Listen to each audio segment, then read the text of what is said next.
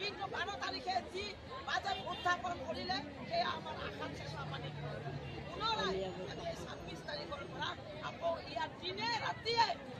ৰাতিয়ে হাজাৰ হাজাৰ মহিলা